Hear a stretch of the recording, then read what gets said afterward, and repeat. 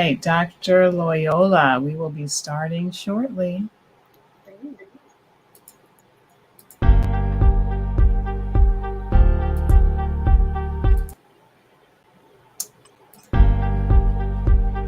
right, a little bit of technical difficulty, but we'll go ahead and get started. Welcome, everyone. Do you have a child in your life who is impacted by ADHD? Are you struggling to understand how to better support them? If that is the case for you, then you are in the right place. Welcome to our Lunch and Learn series. My name is Crystal Sanford. I am your host here today, and we're going to talk about thriving with ADHD and supports and tips for families. I'm so happy to have my special guest today, Dr. Elizabeth Loyola. How are you? Hi, good. Thanks for including me today. Really happy to have you. Such a topic that is near and dear to my own heart as a parent, as well as an IEP advocate. And I know that many families will find value today. So thank you for being here. All right, so families, we are here sponsored by the Sanford Autism Advocacy Group.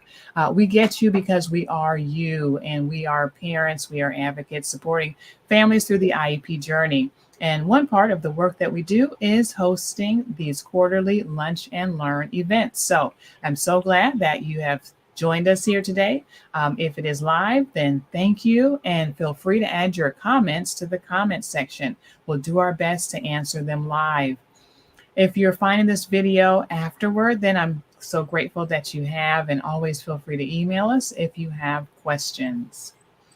So again, I'm Crystal Sanford. I am your host here. I'm an IEP advocate, autism parent, and I wear many hats that you probably don't care about. But I am so glad to have our special guest here, Dr. Elizabeth Loyola. She is a child and adolescent clinical psychologist with specialized training and experience providing evidence-based treatments and assessments to children, teens, and adults. Dr. Loyola completed her graduate degree training at PGSP, Stanford PsyD Consortium. She went on to complete her doctoral internship at D.D. Hirsch Mental Health Services in LA, and then postdoctoral fellowship at UC Davis Health. So Dr. Loyola comes with just a wealth of experience, training, and knowledge. She uses a gentle and therapeutic approach to testing leads to approach that has testing and leads to more meaningful results and recommendations for both youth and parents. So, Dr. Loyola, what led you even into this field? What has dropped you here into the position to be a clinical psychologist? Yeah, thanks for having me today and asking about that. So I actually come from a family of psychologists. My dad, my uncle, my aunt, which interestingly enough really made me want to try to do something else initially.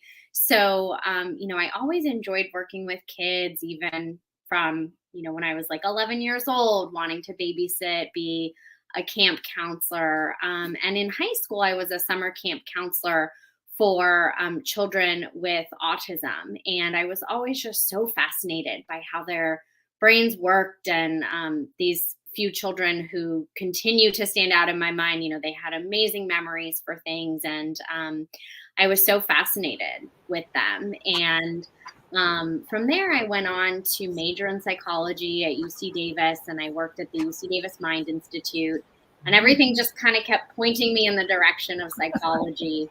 But even still, when I graduated, I worked in special ed for 3 years in middle school, and I just realized teaching wasn't for me. And so I finally went to graduate school and did my training in the Bay Area, specializing in children and families. So, even though I tried to do something else, it's kind of just been in my blood. And so it's fun to have that in common with some of the people in my family too. Oh, that's pretty cool. I always say to families, to parents, notice who your kiddo is, and observe that, and encourage that. And I mean, you clearly have that kind of compassion, that empathy that really probably serves you well, so you kind of can't get away from that. Yeah, yeah. Well, Dr. Loyola, what is on everybody's mind here who's listening and watching is the idea of ADHD. And I'm really a proponent of giving everybody equal space and equal understanding. So let's operationalize a definition. What is ADHD? I know that there is the idea of inattentive and hyperactive. So help us understand that from a clinical perspective. Sure. Yeah. So ADHD is actually one of the most common neurodevelopmental disorders in childhood. Mhm. And I think it's so important to remember that it is a neurodevelopmental disorder, which means that it's really stemming from the way a child's brain develops, from early on and the way that it's growing.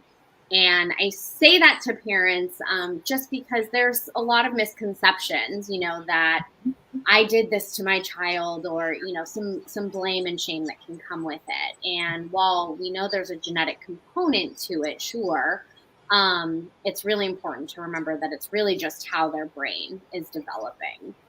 Mhm. So ADHD, the signs and symptoms are there early on, but it's typically not diagnosed until maybe a little bit later in elementary school. Preschool kids, toddlers, they're all sort of inattentive, hyperactive, right? And so it's not until kids get into a more traditional classroom setting, perhaps kindergarten, first grade, that these things start to stand out as being particularly different. And, they might start to have trouble with their peers, or getting into difficulties in the classroom, can't sit down, things like that. And so typically it can take a couple of years before it's diagnosed. And then, like you mentioned, we have several different types of ADHD. So there's the inattentive type, and that describes our kids who are super distractible.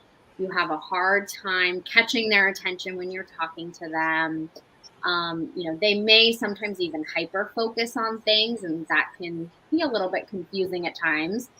They can't pay attention in the classroom, but then hyper focus when they're interested in something. Um, they lose things frequently. They don't finish tasks once they've gotten started. Mhm. So that's our inattentive group. And then we have our hyperactive impulsive type. Mhm. And these are the kids who their behaviors tend to stand out. And that's oftentimes what gets them into trouble at school. And it gets noticed a bit more frequently than the inattentive type of child. Mhm. So these are the kids who are fidgety, have a hard time sitting still. They're running and climbing on things. They talk a lot. They interrupt. They have a hard time waiting their turn. Um, and these children, like I mentioned, they tend to get noticed a bit more because their behaviors can be disruptive in a classroom. Um, so, lastly, we have our combined type, which are the kids who have both inattentive type and hyperactive, and they have symptoms of both. And so that's kind of the gist of ADHD. Yeah, I think if we can think about that, we probably all know at least one person in our lives that we've worked with, or maybe in our family, that might demonstrate some of these kinds of behaviors and such. I would say, given the level of prevalence of ADHD. Yeah. Yeah. And so good to understand for families that a child can maybe present with inattentiveness or hyperactivity or both. And it's maybe not 100% uncommon that a kiddo could have both. They could have difficulty attending, and at times be maybe like a daydreamer, but in other times more hyperactive. So I mean, that's thank you for sharing that, bringing some clarity there. Yeah, yeah, absolutely. I think it's also important to note that the inattentive type we see a little bit more frequently in our girls than boys, and that's also partly why it goes undiagnosed. It's the quiet child in the corner, but then they don't finish their work. So that's something to be on the lookout for. Great, great to know. And how does another topic that comes along with this, I believe, is executive functioning and executive functioning skills. How does that tie in to ADHD? Yeah, yeah. We could do a whole talk on executive functioning skills.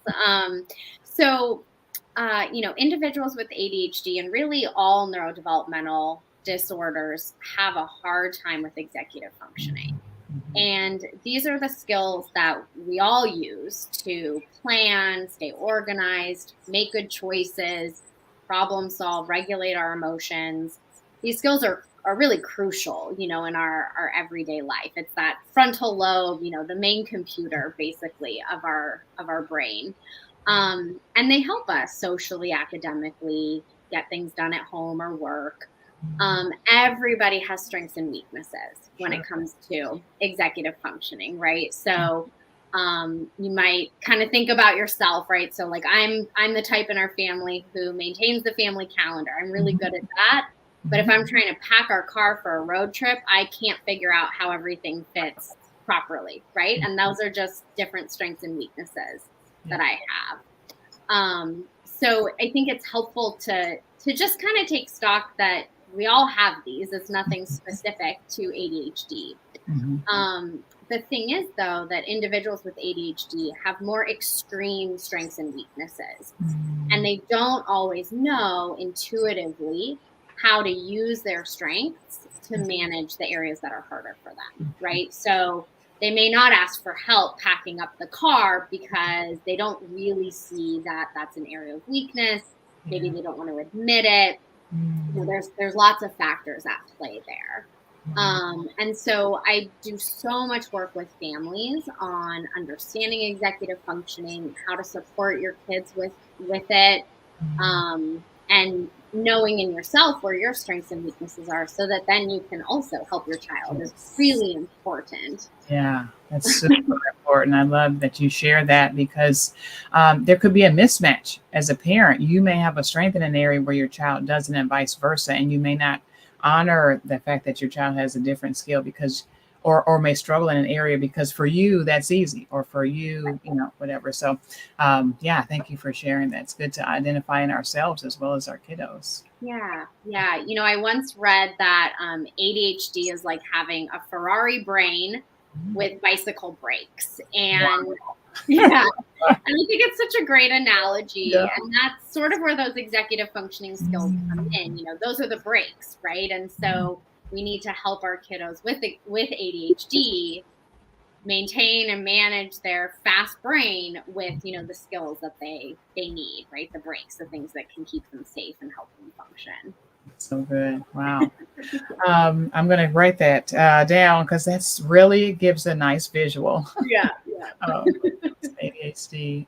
If you're just joining us, families, thank you for stopping in for our Lunch and Learn series sponsored by the Sanford Autism Advocacy Group.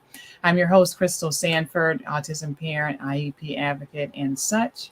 And we have a wonderful special guest, Dr. Elizabeth Loyola, who is helping us dive into tips for families of kiddos who have ADHD. So, this really, as you were sharing, Dr. Loyola, leads us to our next question, which is what tips do you have for parents, right? Because um, it can definitely be challenging, especially if, again, there are challenges that, or behaviors or things that you see in your kiddo that aren't your own personal weakness. It may be hard to know how to help. So, what are maybe a few things that parents can do to help their kiddo who has ADHD? Yeah, yeah. I so appreciate that question. And when thinking about free tips for parents, I really wanted to come up with things that would be realistic and relatively simple. It can be so overwhelming to effectively support our kids with ADHD. And so my goal is for anyone joining us today or, listening to this later, I want you to feel like you can really start doing at least one of these things today without too much effort. And then also, if possible, have these things work for different age kids. So, of course, we'll have to tailor it, but the same strategy can work for a 5-year-old, a 10-year-old, a 15-year-old. So, I'm a parent and I have a young child, and I know that it's so hard to find time in the day to do anything extra. And so that's why I really wanted this to feel manageable for people. Mm. So, the first tip that I offer or suggest to parents is really just making sure that you're breaking things down for your child with ADHD. So, this is really important because they can't maintain a lot of things in their brain at one time, either because they're distracted. And so they hear the first thing and then they're off paying attention to something else before you can get to numbers 2, 3, and 4, or they're so fidgety and moving all over the place, they barely, sit still long enough to hear what you're saying to them. Yeah. So it's really helpful, no matter what age child we're working with or we have, that we give, 1, maybe 2-step directions. And I know that sounds super basic for our teens, but even they need things to be that simple. So what I suggest is, for a younger child, perhaps that you tell them, please go put your socks and your shoes on, and then you stop there. It's tempting to say, put your socks, your shoes on, grab your backpack, et cetera, but they've lost you by then. Right? I love that. I love the idea. Let's give some real examples and be, practical here. So that's some retraining as a parent.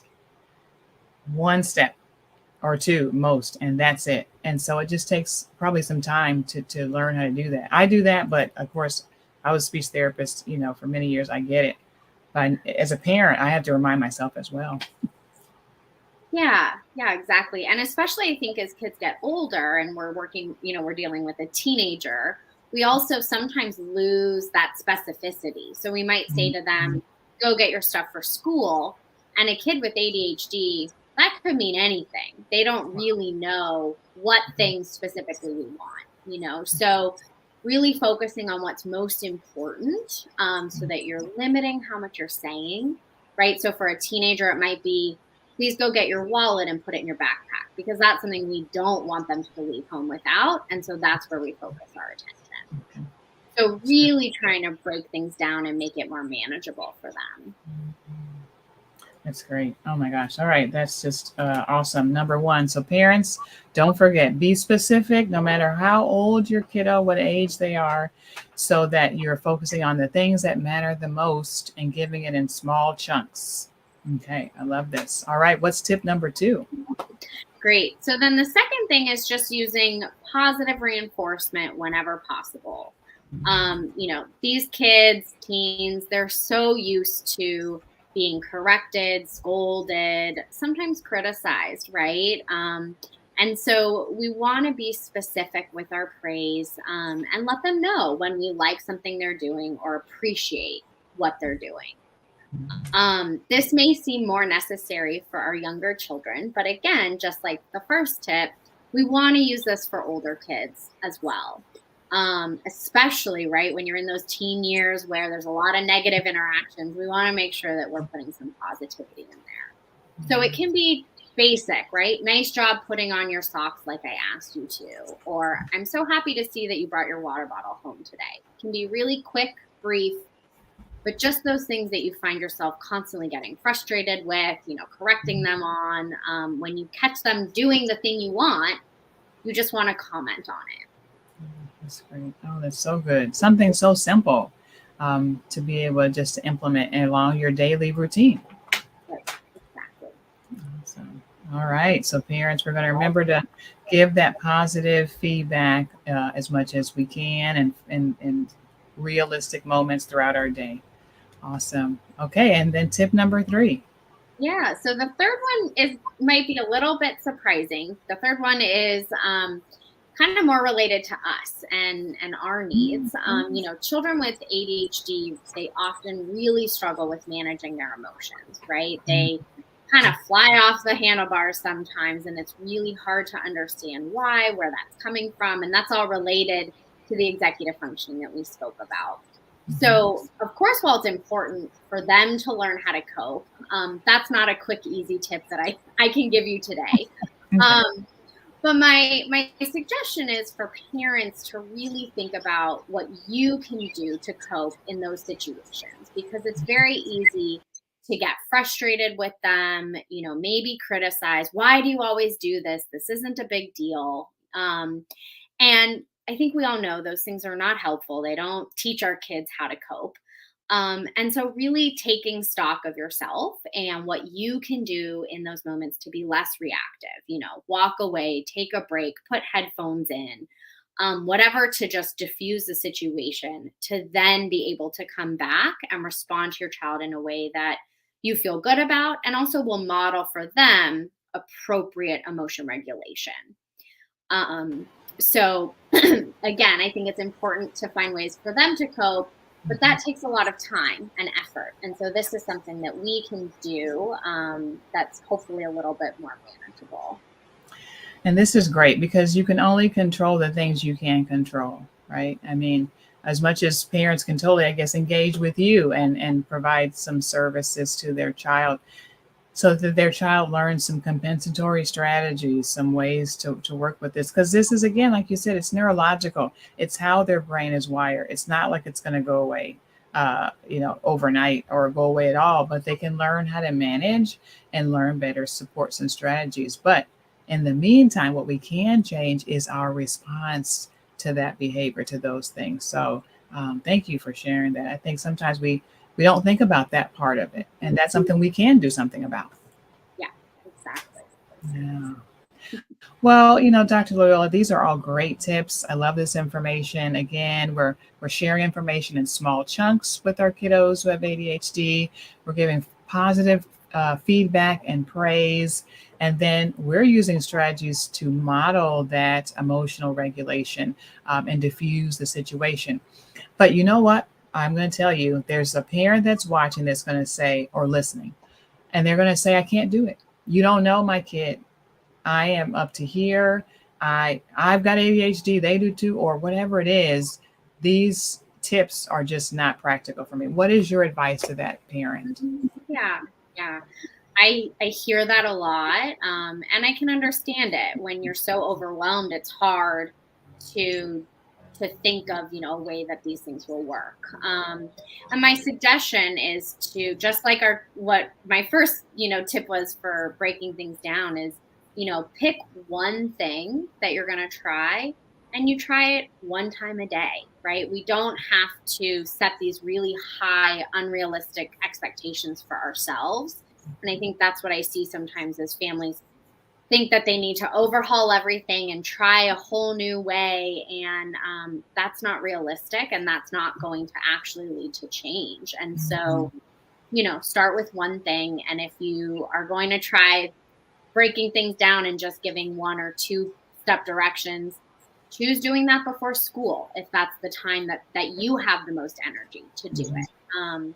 So really setting goals for yourself that make the most sense for you and your family. And of course, you can always consult with a professional, someone at school, who can maybe help you figure out where the starting place is. Yeah, I like that. Realistic, right? Being realistic. Because you're right, as a parent, and I'm a parent too. I'm parenting two kids who are neurodiverse. One is autistic, girls. And just parenting girls who are tweens in and of itself is an experience. Advocate and that speech thoughts, all those hats aside, like it's real. The struggle is real. Mhm. So just having realistic expectations for yourself and your child can set you up for success. Yeah, absolutely. So, speaking of success, I'd love to hear of a success story. I mean, for the parent that's saying, I cannot do it, maybe tell us about a time when you've worked with a family and you've actually seen some success. Yeah, yeah. I love thinking about that. Successes come in all different ways, whether it be, just one session and we make, progress, or things really change kind of big picture. when you had first asked me that question, and I was thinking about it, what came to mind was a 15-year-old girl who I was asked to do an assessment for. She was very socially anxious, not going to class, would have huge meltdowns on the way to school, was pretty terrible. And they were considering homeschool because that seemed to be the only option, right, to change the situation. And so I did an assessment, and turns out that she had a diagnosis of autism and then also ADHD inattentive type. And so, you know, figuring that out and adding those pieces to the puzzle really helped us understand what was happening. She was refusing to go to school because the sensory input was so overwhelming for her, and she didn't know how to interact socially.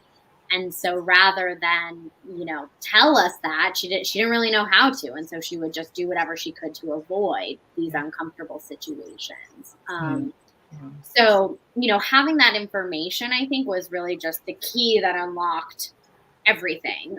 We got her more supports at school, the type of therapy she was in changed, her parents understood better, that knowledge is power concept. And so I think that felt so successful just because we needed to better understand to then, provide the appropriate interventions.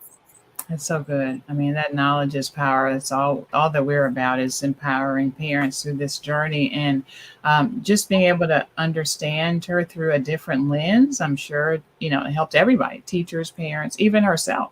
Right. Yeah. Exactly. Good. That's really great. So Dr. Loyola, if there are parents, this is my other question. We serve families impacted by autism. That is our jam. My daughter's autistic. So many of my employees have autistic children, neurodivergent children. So tell us a little bit about that, because you shared in this story how there was that comorbidity. Is that common? Because I know it is for my daughter as well. She's got both diagnoses. Mm-hmm. Yeah, it's incredibly common. ADHD is highly comorbid with autism, and I think as we're better understanding neurodevelopmental disorders, we can really kind of understand all of them almost as being on a spectrum, being connected, right? And that it becomes difficult to tease apart at times, like I mentioned at the beginning, right? We have a kid with ADHD who can become hyper focused, and how do we understand the hyper focused aspect of ADHD versus restricted interests of autism? And sometimes they just look so similar. So it's absolutely something that I focused a lot of my training on, and also support families with, because these things coexist, and it's difficult to treat one without understanding the other. Great. That's so great. Well, that is my next question. What if we have families that are looking for some help in this area? How can they reach out to you? Yeah. So I am accepting new patients right now. People can reach me via email, which I have here listed under my name, or my phone number. I can also, maybe we can put that in the chat or something. So feel free to do a Google search. You can find me. And if I'm not the appropriate person to work with you and your family, I'm happy to help you find someone else who would be able to help. So good. Thank you so much for that. And your website? Yes. So you can find me at childtc.com. I'm just in the process of expanding my practice, so you can find some more information there. Awesome. Great. All right, families, childtc.com, Dr. Elizabeth Loyola at the Child Therapy Center of California. Thank you so much for being here and for being our guest in today's Lunch and Learn. Thank you. Thanks for having me. Awesome. And families, if you are in need of more assistance in this area, we highly encourage you to reach out to Dr. Loyola. If you are in need of IEP help in any way, definitely reach out to us. This is what we do every day as parents of kiddos, as well as trained IEP advocates. So our website is sdautismhelp.com, although we do support families all across California. So I'm your host, Chris. Crystal Sanford of Sanford Autism Advocacy Group.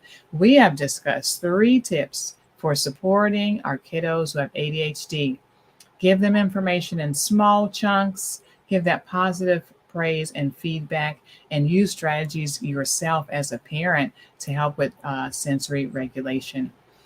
We look forward to having you at our next Lunch and Learn. And if we don't see you soon, have a wonderful day. Thanks so much.